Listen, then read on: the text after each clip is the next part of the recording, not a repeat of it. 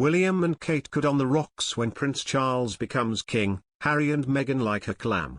It's nothing something anyone likes to think about, but there will come a time when Queen Elizabeth II is no longer with us. At the time of her death, Prince Charles will become Britain's new monarch. While he will be the king immediately after his mother takes her last breath, Charles' coronation ceremony will not take place until a few months later in order to allow time to grieve the previous monarch.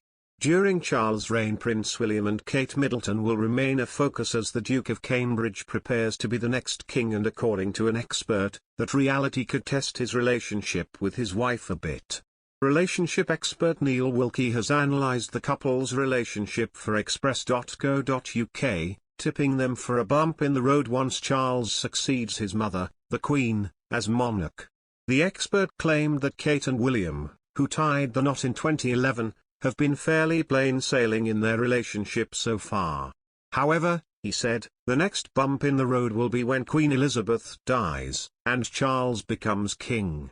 That's going to be the point at which William will have a clearer idea of how many years it's going to be before he becomes king.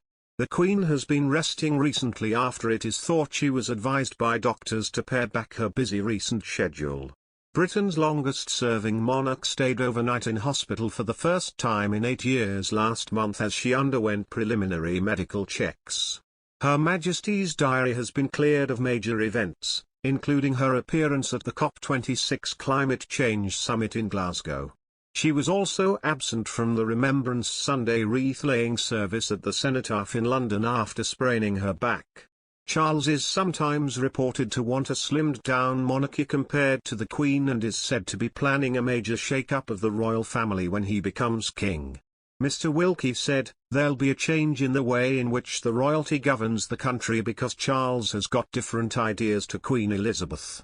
So, it'll be interesting to see whether King Charles just holds the fort for William or whether he tries to be the king that he's always wanted to be and maybe creates a more difficult handover for William. Charles has also been accused of shirking the royal family's convention to stay out of political matters. In the past he has lobbied the government on one of his favourite subjects, the environment, as well as on other issues, including the Iraq War and the availability of alternative medicines. Charles sent 27 letters to former Prime Minister Tony Blair's government between 2004 and 2005. The cache of messages from the Prince of Wales were revealed in 2015 and are sometimes known as the Black Spider memos because of his scribbled handwriting. Mr. Wilkie said, he's obviously very strongly environmentally focused. He clearly has been in touch with ministers wanting to know what's happening. Wanting to in some subtle way shape government policy, which is very different from the way in which Queen Elizabeth has run the royalty. So, will he do that?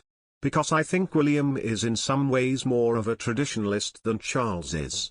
I think William will be king much more in the image of his grandmother than in his father's.